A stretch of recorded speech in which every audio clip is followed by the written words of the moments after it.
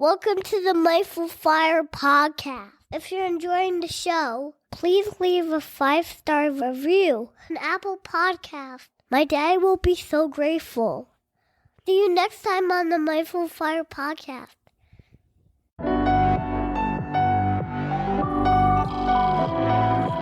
Welcome to the Mindful Fire podcast, where we explore living mindfully on the path to financial independence and beyond. I'm your host, Adam Coelho, and I'm so glad you're here.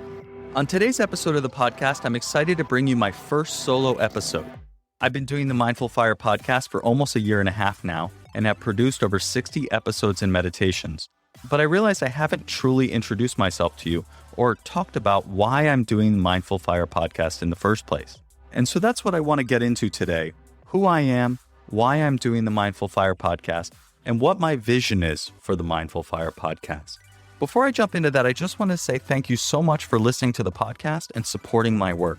The podcast recently surpassed 5,000 downloads, and I'm absolutely blown away and so excited that people are finding the content valuable, coming back to hear new episodes, and sharing it with your friends. And if you're hearing this, you're one of those people. And so I just wanted to take a moment to tell you how much I appreciate you and to say thank you for all the support you've given me in listening to the podcast and sharing with your friends. All right, let's jump into today's episode.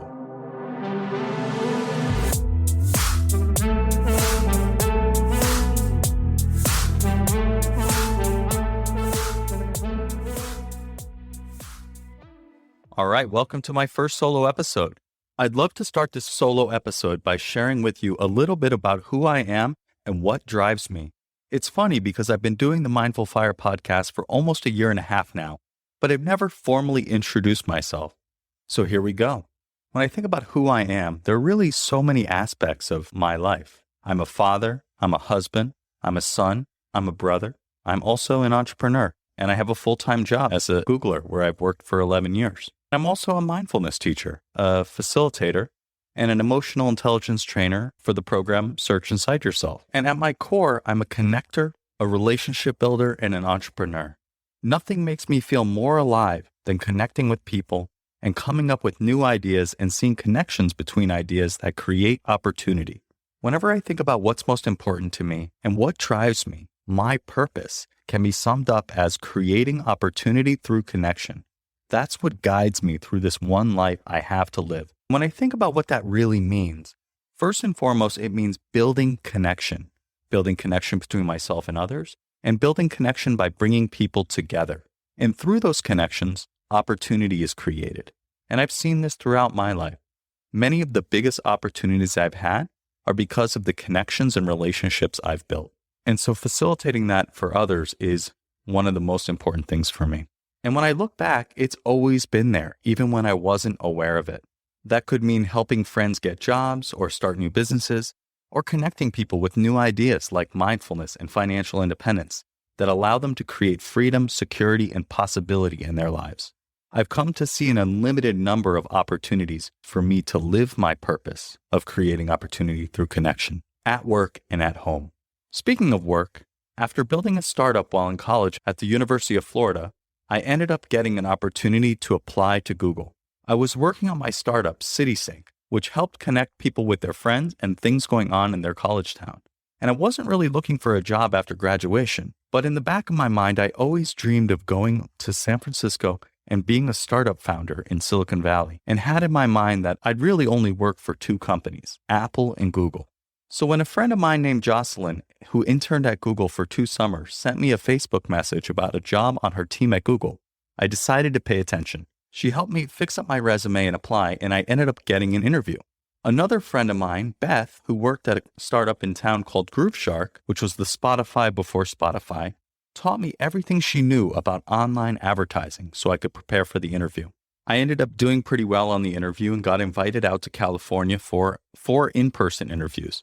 I ended up getting the job, and a month later, I was living in California and working for Google. Looking back at that experience now, I realized that was a huge example of something I talk a lot about on the podcast, envisioning, which I'm excited to share more about and make an announcement about later in the show. I had a clear vision of wanting to be in San Francisco and work for Google, and the universe seemed to align to help that happen. And I've been at Google since, coming up on 11 years next month. It's really crazy to think I've been there for 11 years, especially since I originally thought I'd spend 2 years working there and then go work for a startup or start my own company again. But I've really grown up at Google, and I'm truly grateful for my time there, all the things I've learned, all the friends I've made, and all of the incredible opportunities that came from answering that Facebook message from my friend Jocelyn and going for the opportunity that seemed like an incredible long shot. And looking back, it's unbelievable how my life unfolded after that single decision. Because of that decision, I moved to California where I met my wife and we have a son. Because of that decision, my brother also works for Google. It's really impossible to think about all the things that would be different had I not chosen to do that. So I'm very grateful for that. The last 11 years have really been a wild ride with many ups and downs. There's been some really challenging times, like that time I envisioned myself right out of a job and had just a couple months to find a new role or leave the company. But on the other hand, there have been some incredible opportunities, like getting the opportunity to go for 3 months each to Portugal and Asia, to do rotation projects that are perfectly aligned with my interests and skills at the time. Because of Google, I was introduced to mindfulness, which has changed my life in so many ways. I was first introduced to mindfulness by a friend of mine at Google during a particularly challenging time when I was resisting and complaining a lot about all of the things that weren't going my way on my team and in my organization. I was really trying to make things happen and it just wasn't happening, and I was totally resisting and complaining constantly, and I was quite unhappy. And in this one conversation with my friend, I was complaining about having to ride the shuttle from San Francisco to Mountain View every day, which is about an hour and a half each way. And he said, "Hey man, you have all this time on the shuttle, you should try meditating." And I was like, "What are you talking about, man? What is meditating? I have no idea what you're talking about. It makes no sense to me." And he basically hit me with the sales pitch. He said, "Meditating makes me a better father, better at work, a better husband." And I had to cut him off because I thought this guy was about to sell me a timeshare. Like, he was really going on and on about it. But I had all this time on the shuttle, so I decided, let me give it a shot. So I started meditating with these recorded guided meditations he shared with me. And within a few days, one thing was absolutely clear. I was terrible at meditation. My mind was all over the place, and I was absolutely convinced I was doing it wrong. And I gave up. I said, you know what? This is not for me. Fortunately, I ran into him a few months later, and he doubled down on the sales pitch and told me that what I was experiencing was totally normal. Our minds create thoughts. Our minds are all over the place, and mindfulness allows us to train our attention. And around the same time, I went on a meditation retreat with my wife. This wasn't one of those 10-day silent meditation retreats, which I did later and can talk about another time. This one, to be real, was more of a Groupon that I bought for my wife for Valentine's Day. At this retreat, I learned that what I was experiencing was completely normal. And I learned a little bit more about the process of practicing meditation. And that made it much more accessible for me. And that retreat allowed me to have the confidence to keep practicing. And I've basically been practicing now for the last 9 years or so.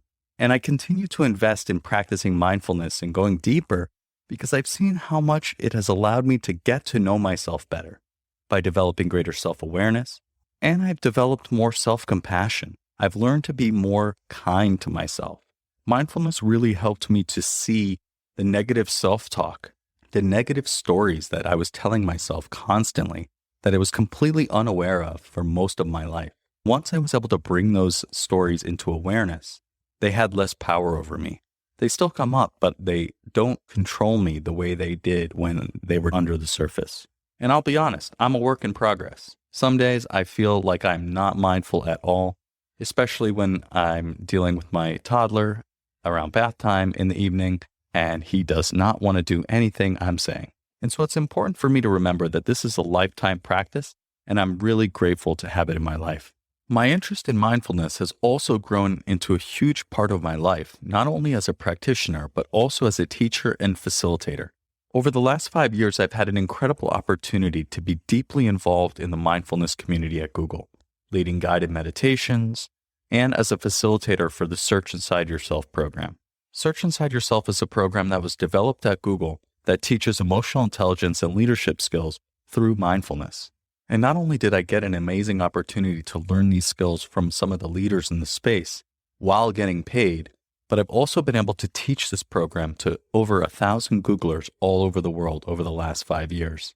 And over the last few years, I've been developing my own programs and approaches, leading courses around mindfulness, resilience, and envisioning for teams, organizations, and individuals. And this work in the mindfulness space, which I jokingly call my on-the-job side hustle, really gives me that sense of purpose and that sense of fulfillment at work, and to see real impact on people's lives. And the more I'm doing this, the more aligned I feel with my purpose of creating opportunity through connection. Having grown up at Google also means that I've learned about managing money during my time there as well. My interest in financial independence and the FIRE movement also grew out of my time at Google. And I'll be honest, for the first 4 or 5 years at Google, I basically ignored my financial life. I just made money and spent money, and whatever I didn't spend just sat in my checking account. Luckily, I had enough knowledge to max out my 401k and to not spend every cent I made, but I didn't know anything about investing, and to be honest, I was afraid, and I thought it was too complicated, so I just figured it out later. I kept kicking the can down the road for years. After a few years of ignoring it, I realized I needed to do something with the money I was making. My roommate at the time, Mark, suggested a book called The Elements of Investing, which advocated to invest in simple, broad-based, low-cost index funds, which is now the core of my strategy. It was working for him, so I decided to give it a shot. I essentially took everything that I had saved, divided by 24 months, and set it to invest every month automatically. That single decision to set my investments that would happen every month automatically changed my financial life and my pursuit of financial independence. A couple years later, another friend of mine, David, who started the same day as me at Google, told me he wanted to do a side hustle, but didn't want to do anything related to work. I said, why don't you learn about investing? And so he went and learned everything he could about investing and ended up finding the Financial Independence Retire Early movement. And he stumbled upon all the content from Mr. Money Mustache, Choose FI, The Mad Fientist, and others. And he came back and taught me all about it and explained the whole philosophy behind FIRE. And at first I was a little skeptical because I thought you had to have millions and millions of dollars to retire. But when he explained you just needed to be able to live off 4% of your money, and that the investments could replenish that 4% each year, I was hooked. I dove into the deep end, learning as much as I could about this. And the more I read, the more I realized there was a lot more I could be doing to save and invest in tax-advantaged ways. If you're listening to this, David, thank you so much for doing this research and getting me excited about the Financial Independence Retire Early movement. It changed my life, and I'm really grateful. And that brings me to the podcast, which combines my passion for mindfulness and financial independence. The podcast started last year, and I recorded my first episode just before the pandemic ramped up. But the idea for the podcast, or a blog, or something, looking at the intersection of mindfulness and FIRE, was an idea floating around my mind for at least a year before that. This podcast was yet another example of envisioning at work in my life, but unfortunately it was also another example of my perfectionism and my tendency to overcomplicate things and procrastinate. Another friend of mine, Rashawn, who I also met at Google, joined me for lunch at the office. He was probably the last person I had at the office for lunch before the pandemic. And he has a real gift in helping me see how I'm making things more complicated than they need to be. In this case, he said, which format are you more excited about, the blog or the podcast? I was excited about the podcast, so he said, just do that. Book your first guest and record the episode. So I did, and the podcast was born. At the beginning, while I knew I wanted to explore the concepts of mindfulness and FIRE, the podcast really started as a way for me to have conversations with people to figure out what I would do after reaching FIRE and leaving Google. So my early episodes were with people who teach mindfulness for their profession. Since I loved doing this at Google, I was curious to learn what it was like doing this full time. And that curiosity is there each time I speak with a guest. I'm always refining my vision for the future as I'm exposed to new people, ideas, and information. Doing this podcast and facilitating and developing mindfulness-related programs has made me realize that yes, doing this is aligned with my purpose of creating opportunity through connection. And it's definitely something I want to do at least some of the time when work becomes optional. When I really reflect on why I'm doing the podcast, it comes down to a few things. It started as a way for me to explore what I might want to do after I reach financial independence, which I think is something that's really important for all of us to do. We don't want to get to financial independence, leave our jobs, and then realize we have no idea what we want to do. And so the podcast is really a way for me to explore what I might want to do after leaving full-time work. Not surprisingly, the second reason I'm doing the podcast comes back to creating opportunity through connection. Turns out that podcasting is a great way to build connection with people. It's a great way to connect with people who I've never met. And it turns out that most people will say yes if you ask them if they want to be on a podcast. And so that's been really cool to connect with new people and learn about what they're working on and what they're excited about and to bring that to the audience. It's also been a really great way to connect with people who I already know but haven't talked to in a while. A lot of the people on the podcast are people who I've worked with at Google in some capacity or that I've met through mindfulness communities around the world. Bringing them on the podcast has allowed me to build a deeper relationship with them and to learn more about their life and their story and to bring that to the audience. And of course, the podcast is also a great opportunity to connect with you, the listener. And I hope to do a lot more of that in the future. So now I want to talk a little bit about my vision for the Mindful Fire podcast. I want the Mindful Fire podcast to be a catalyst for creating opportunity through connection.